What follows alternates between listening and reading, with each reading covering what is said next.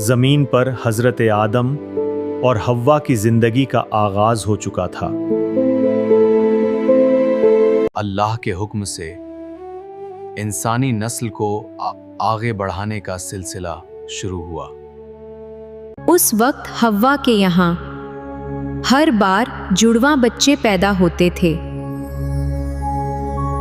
ان میں سے 2 مشہور بیٹے تھے، قابیل جو کھیتی کرتا تھا اور حابیل جو بکریاں چراتا تھا۔ دونوں کی فطرت بالکل الگ تھی۔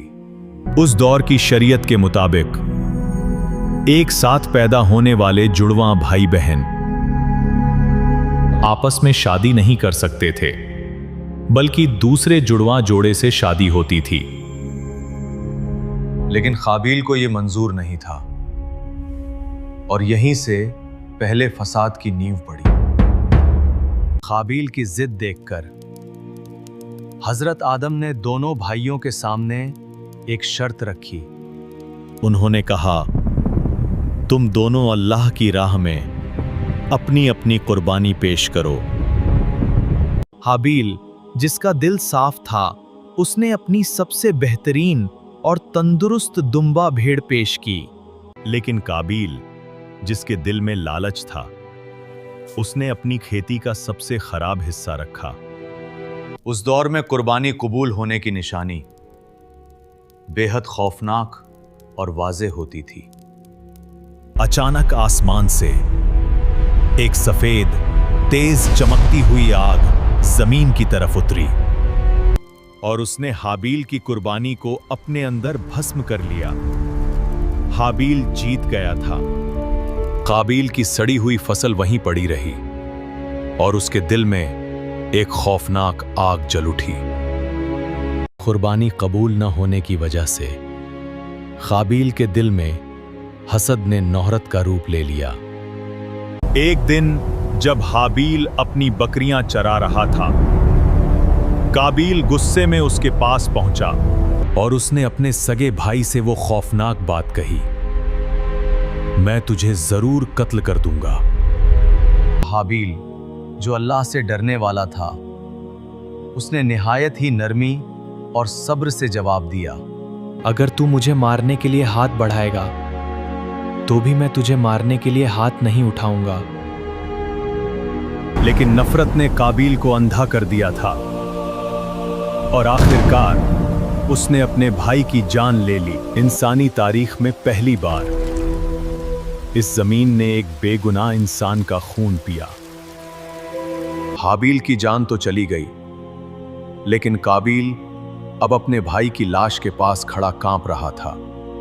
قتل تو ہو گیا، لیکن اب قابیل کو سمجھ نہیں آ رہا تھا کہ وہ اس لاش کا کیا کرے۔ انسانی تاریخ میں اس سے پہلے کبھی کوئی موت نہیں ہوئی تھی۔ اسے دفنانے کا طریقہ کسی کو نہیں معلوم تھا۔ تبھی اللہ نے اس کی بے بسی دور کرنے کے لیے 2 کووں کو بھیجا۔ قابیل وہیں بیٹھا دیکھ رہا تھا جب ان دونوں کووں کے بیچ ایک خوفناک لڑائی شروع ہو گئی۔ ایک کوے نے دوسرے کو مار ڈالا اور پھر اپنی چونچ اور پنجوں سے زمین کھودنے لگا۔ زمین کھود کر اس نے مرے ہوئے کوے کو گڈھے میں ڈالا اور اوپر سے مٹی ڈال دی۔ یہ دیکھ کر قابیل پھوٹ پھوٹ کر رونے لگا اور اسے اپنی بے وقوفی کا گہرا احساس ہوا۔ اس نے کہا، ہائے افسوس، کیا میں اس کوے سے بھی گیا گزرا ہوں؟ اور وہ پچھتانے والوں میں سے ہو گیا۔ کافی وقت گزر گیا، لیکن حابیل اپنی بکریاں لے کر گھر نہیں لوٹا۔ حضرت آدم نے اس کی تلاش شروع کی اور آخرکار انہیں وہ منحوس جگہ مل گئی۔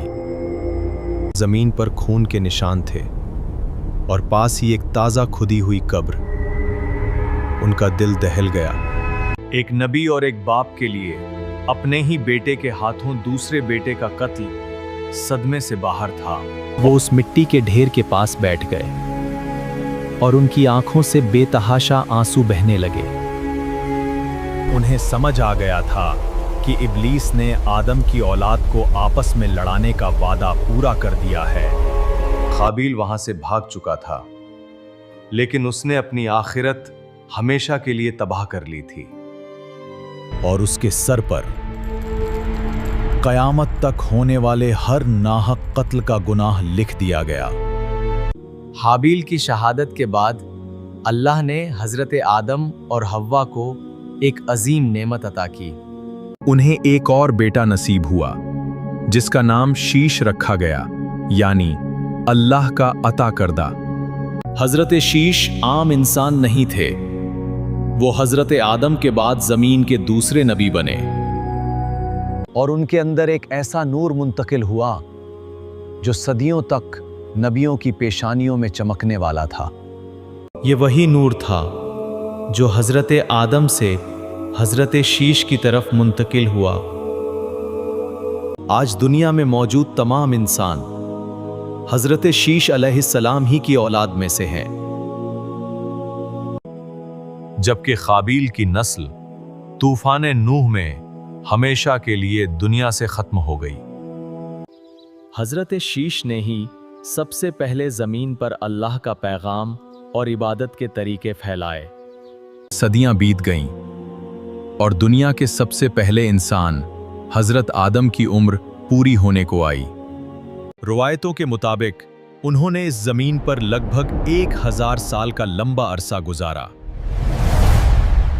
जब उनके आखिरी पल करीब आए तो उन्होंने अपने बेटे हजरत शीश को अपने पास बुलाया। उन्होंने हजरत शीश को अपना खलीफा मुकर्रर किया और अपनी आखिरी वसीयत सौंपी। इसी वसीयत में अल्लाह की इबादत के तरीके और आने वाले वक्त का इल्म शामिल था। तभी आसमान से फरिश्ते उतरे जो अपने साथ जन्नत का कफन और खुशबू लेकर आए थे। मलकुल मौत हजरत इज़राइल ने निहायत ही नरमी और इज्जत के साथ उनकी रूह कब्ज की। वो रूह जो सदियों पहले आसमान से आई थी, आखिरकार अपने रब की तरफ लौट गई। दुनिया में ये पहली बार था कि किसी नबी का इंतकाल हुआ था। फरिश्तों ने उन्हें गुस्ल दिया, जन्नत के कफन में लपेटा और नमाज़े जनाजा पढ़ी।